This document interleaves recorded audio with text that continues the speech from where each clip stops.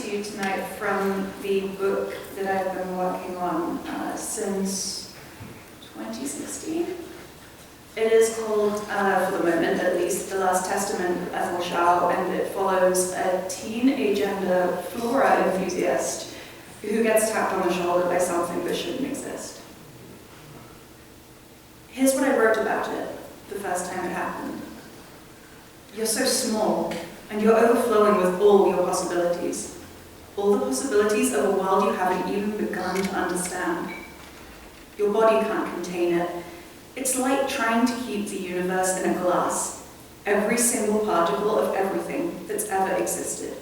You are glass, and you are shattering outwards, trying to hold all the white light and brilliance of it. You are breaking under the weight of its resplendence. You don't know where it came from. You don't know why you. All you know is you're a conduit. You are touched by something holy, and I didn't finish it. I woke up the next morning to the bare walls of my empty dorm room, laundry strewn across the floor like the aftermath of a fight, head pounding with a hangover that came from nothing. You get why it seemed absurd.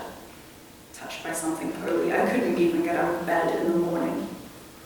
Somewhere across campus, there was an empty seat in a lecture theatre, a blank space next to Ethel Shaw on a roll call that had barely seen me all term. What I did do was keep it. I hit save draft, not discard, and ages later, halfway across the world, I pulled it out of the archives and showed it to Anna.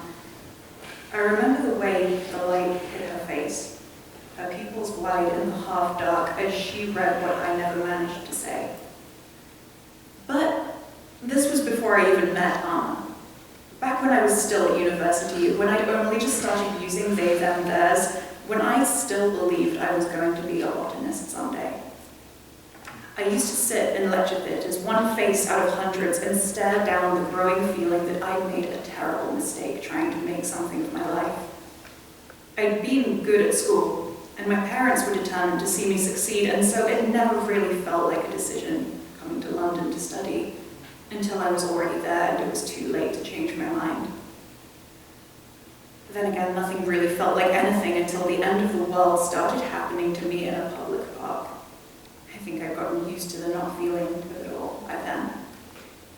What I need to say is that I wrote another blog post instead, something short, inflectionless.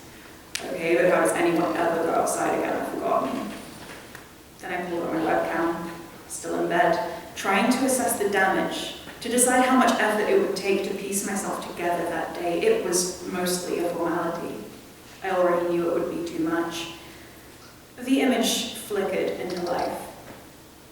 My face, unflattering angle, all as usual. My hair was white. My hair had been black when I went to sleep. I was still as death for too long, staring, processing. When I came back to myself, realized I had to move. I scrambled for my phone and called Lee. For once, we'd all made a deadline. Lab reports duly handed in, and with a week until the end of term, we were all three of us exhausted. Lee suggested an evening in the park, and that was the only suggestion we had. What was the alternative? Some shitty student comedy night in an overpriced London bar. So we went with it as best we could. We picked up a six-pack of own brand beer and took it outside late at night, still early enough in spring that we had to wear our coats and jumpers and scarves, or maybe spring came later that year, it's hard to remember. There was a lot going on. "You're going home for the break, right?" asked Katerina, lying on her back. She was looking up at where the stars would have been if we'd been able to see them. London wasn't a city for stargazers. All that light pollution, the faint but constant haze of exhaust fumes, not much in the sky, but a thin, delicate sliver of moon. "Yeah," said Lee, cross-legged on a plastic bag, and grimaced at nothing in particular. "Guess." I loved Lee.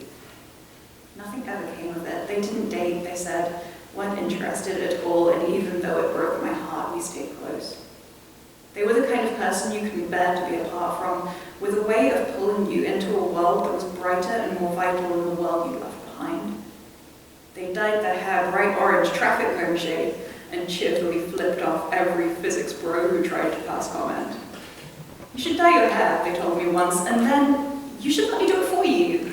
And I would have done, in a heartbeat, except I was sure my dad would disown me, and surely would laugh at me for caring. Don't, Karen said, and groped blindly at her side for her half-finished drink. I mean, come back to Russia with me, it'll be a party. Right, Lee laughed and reached to put the can into Kat's hand, me and all that money I have.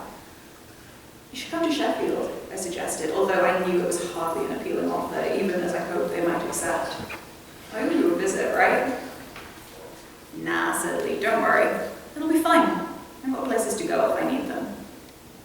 It was stupid, really. It was the kind of thing you tell yourself when you're a kid that you'll never do. Drinking in a park, more tired than you've ever been. Looking at the person you're into and thinking things like, let me be a place you can go. Feeling disconnected from everything. Like the sheer scope of the world has overloaded your systems and shut you down. Even in the moment you feel yourself unplugging, some cold, impartial observer in you shaking its head and telling you, you're screwing up. It's too much to bear, even on one remove. What do you do when being so completely in love that you're sure it's going to kill you isn't enough to shake you out of your own head? You flop onto your back, apparently, or not flop, but sink, inexorably, like the sky is bearing down on you and the only thing to do is retreat. Go to ground, I guess. Tilt your head back far enough and you see the world upside down. A swathe of filthy, blurry sky circled not so neatly by the ragged London skyline. Not that it makes a difference. It's still too much. Still sinking. I was still sinking. I could feel these eyes on me as I went.